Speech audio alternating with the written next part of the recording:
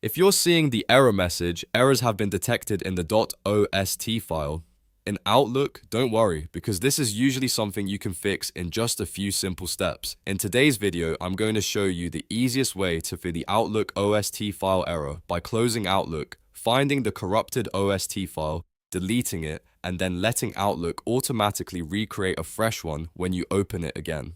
This is one of the most effective fixes because the OST file is just a local cached copy of your mailbox, so if it becomes damaged, Outlook can usually rebuild it without affecting your account. If this video helps, make sure to hit the like button and subscribe for more quick tech fixes just like this. Let's jump right in. First, make sure Outlook is completely closed. If it's still running in the background, the OST file may still be in use, so check your taskbar and also open Task Manager if needed to confirm Outlook is fully shut down. Once Outlook is closed, the next step is to locate the OST file on your computer. In most cases, you'll find it inside your Microsoft Office installation folder. A common path is C:\program files /Microsoft Office /root /Office 16. Open File Explorer, paste that path into the address bar and press enter. If your Office version is installed in a different folder, you may need to look around for the Outlook data files, but this is one of the most typical locations. Once you're in the folder, look for the OST file associated with your Outlook profile. It may have a long name or look like a Mailbox cache file. When you find it, select the file and delete it. If you're not comfortable permanently deleting it right away, you can also move it to the recycle bin so it can be restored if needed.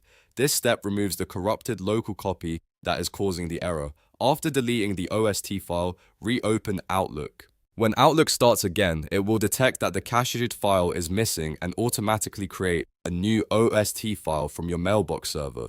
This may take a little time depending on the size of your mailbox and the speed of your connection, so be patient while Outlook resynchronizes your emails, folders, and calendar data.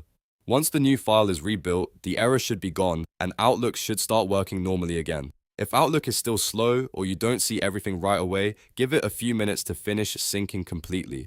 In many cases, this simple reset is all you need to resolve the OST file corruption issue.